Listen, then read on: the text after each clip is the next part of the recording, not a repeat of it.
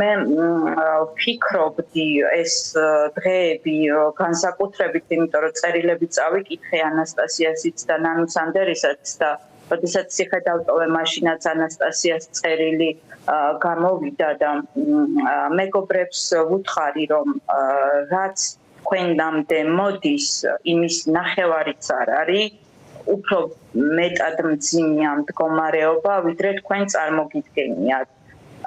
ეს იქიდან გამომდინარეობს, რომ მე თვითონ როგორც ასე ვთქვათ პოლიტიკური პატიმარი მთელი საზოგადოება გულშემატკივრობდა და ვცდილობდი, რომ არ მენერვიულებინა და ხშირად ადვოკატებსაც არ ვეუბნებოდი ყველაფერს, ასე ვთქვათ, ჩემს მდგომარეობაზე და ოჯახის წევრებიც რო შემოდიოდნენ პაემანზე, ვცდილობდი, რომ მათაც არ შეეტყოთ, მაგრამ ბოლოს იქამდე მივიდა მდგომარეობა, რომ უკვე ვეღარც იმალებოდა, ასე ვთქვათ, ჩემი მდგომარეობა, ფიზიკურად ვეღარ დავდიოდი. აქედან გამომდინარე, მე ვფიქრობ, რომ ბევრად მძიმე მდგომარეობა აქვთ მათ, ვიდრე ჩვენ წარმოგვიდგენიათ და მეგობრებიც მეუბნებიან, რომ ვიდეო პაემანზე ხვდებოდნენ ადრე ანასტასიას და იყო საკმაოდ ცუდად. ახლა ვიდეო პაემნებიც აუკრძალეს მას. თავიდან როცა გავცელდა ანასტასიას მდგომარეობა, მე ახალი გამოსული ვიყავი და მაჩვენა, ნახე მისი დიაგნოზი და მას ციხემდე აწუხებდა იგივე დაავადება, რაც მე ციხეში გამივითარდა. მე ფიზერზე მაქვს გაკეთებული ორი დისკის იმპლანტი ფიქსატორით, ანუ იმპლანტები მაქვს ჩადგმული, მაქვს საკმაოდ ღრმა ჭრილობა ჯერჯერობით და გავდივარ ურთულეს გზას რეაბილიტაციის. ციხის პირობებში ყველაფერი არის დაგვიანებული. ანალიზების სპეციალისტის შემოყვანა, შემდეგ ნეიროქირურგთან გადაყვანა და ასე შემდეგ. ეს დროში ისე იწელება და სხვათა შორის მე შესulis დღიდან ვითხოვდი MRI კვლევას, რადგან ჩემზე იძალათ ეს ხო? და მქონდა ტკივილები ის პერიოდი და ვეღარ მოვასწარი ანალიზ კვლევების ჩატარება და ვწერდი განცხადებაზე.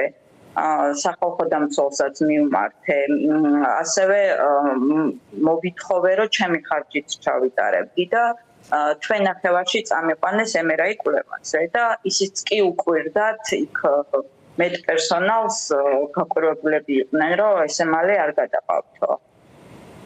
და შემდეგ უკვე როცა გამირთულდა მდგომარეობა, ესე იგი დაახლოებით 2 თვე იყო შუალედი ამ ორ MRI-ის შორის და აღმოჩნდა შეუქცევადი დაზიანება, ანუ ისეთი დიაგნოზი მოვიდა, რომელიც საერთოდ არ მაწუხებდა, კისრის არეში არ მაწუხებდა და გამოიწვია, ანუ ეს ექიმებსაც ვკითხე, რისი ბრალია და ასე შემდეგ. არის ცუდი პირობები, არის უჰაერობა, არის არაერგონომიული საკანი. ესეთი გარემო პირველ რიგში ღირსების შემოახავია. დიახ. ვერ წარმოიდგენთ ისეთი მდგომარეობა. ყველაფერთან ერთად აი განსაკუთრებით ანასტასიას და მიმართებაში, რომელსაც მინდა რომ აქედან მივესალმო და მხნეობა უსურო და მალე გათავისუფლება, მე ვიცი რომ ის ქართულს სწავლობს. მე არ ვაქვეყნებ ხოლმე წერილებს, რომელსაც წერენ ხოლმე პატიმრები. ეს ის შემთხვევა, როცა უნდა ვთქვა, რომ მისმა წერილმა განსაკუთრებულად ამაღელვა სიმართლე რო გითხრათ და ვიცი რომ ქართულს სწავლობს ანასტასია და რაღაცას მაინც გაიგებს, ან ეტყვიან იქ სხვები, რასაც ახლა რაზე ჩვენ ვსაუბრობთ და ანასტასიასთან მიმართებაში ის დამატებითი პრობლემები შეიქმნა, რომ რატომღაც მიიღეს გადაწყვეტილება მისი უფრო დახურული რეჟიმში გადაყვანასთან დაკავშირებით. აი ეს თუ შეგიძლიათ აგვიხსნათ, რამდენად დაამძიმებს მის მდგომარეობას, რომელსაც ისედაც საკმაოდ რთულად აღწერდით. უკიდურესად დაამძიმებს დახურულ ზონაში ყოფნა, იმიტომ რომ მე მომიწია დახურულში ყოფნა. ფიზიკურად ვერ გადავაადგილდებოდი, მე ხომ შემიცვალის საკანი და ადაპტირებულში გადამიყვანეს, მაგრამ ეს ადაპტირებული საკანი იყო ისეთ ადგილას, სადაც უკვე მსჯავრდებულები იყვნენ და მე არ მქონდა გასვლის უფლება მთელი დღის განმავლობაში. მხოლოდ საღამოს შემეძლო გასვლა. ისედაც ვერ დავდიოდი და მხოლოდ ახლა ღამის დანახვის გამო წარმოიდგინეთ როგორია გასვლა ჰაერზე. და ფაქტობრივად მზეს ვერ ხედავ, საკანში სარკმელი არის 24 საათი ღია და ფაქტობრივად ორ პირიც უწევს, იმიტომ რომ ეს სარკმელი და კარი ერთმანეთის მოპირდაპირედ არის, ანუ ხშირად იღება ეს კარი საკანზე აქვს ესე თქვა სარკმელი, თვითონ კარიც იღება ხშირად და მოკლედ არის ორ პირი, ღამე ეს სარკმელი რჩება, ფიზიკურად ვერ დახურავ, ხარ ორ პირში, მაგრამ უჰაერობაში. და ეს ანუ სისხლის მიმოქცევა არ აქვს ადამიანს, რომელიც ეს ჰაერი არის პირველი აუცილებელი ხერხემლის პრობლემის მქონესთვის და მეორე ერგონომიული მატრასი, საწყოლი, ანუ შეგვიძლია ვთქვათ, რომ ფაქტობრივად ეს მდგომარეობა წამებასთან გათანაბრებული მოპყრობა და ქცევა არის. და ამ დროს ვერ იღებ სამედიცინო მომსახურებას ეფექტურს. ის რომ გამაყუჩებელს იკეთებენ და ექიმები თანაგზნობით გექცევიან და ყველაფერს ცდილობენ, ეს არ არის ეფექტური მკურნალობა. ეს არის უბრალოდ ამ სიმპტომის მკურნალობა და მე აღარ აყუჩებს არაფერი. მე უკვე ჰორმონულ მედიკამენტებზე გადავიდნენ და უკვე იმდენი მქონდა გაკეთებული ეს სტეროიდული მედიკამენტები, რომ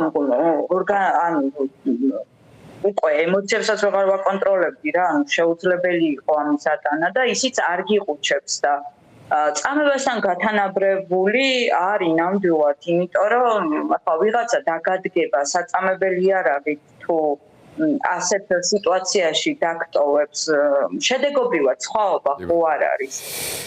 ხალს არ აქვს, მე არ ვიცი მამაკაცების ციხეში როგორ არის, მაგრამ ხალს არ აქვს საშუალება, რომ ან და უბრალოდ რომ დაჯდეს და მიეყრდნოს რამეს. ან კომფორტული პოზა არა.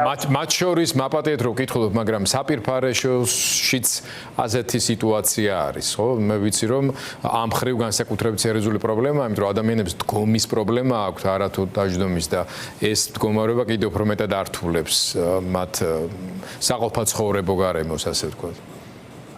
იცით რა არის 21 საუკუნეში არ უნდა იყოს ინტენსიურ დაწესებულებებში ჩეჩმები.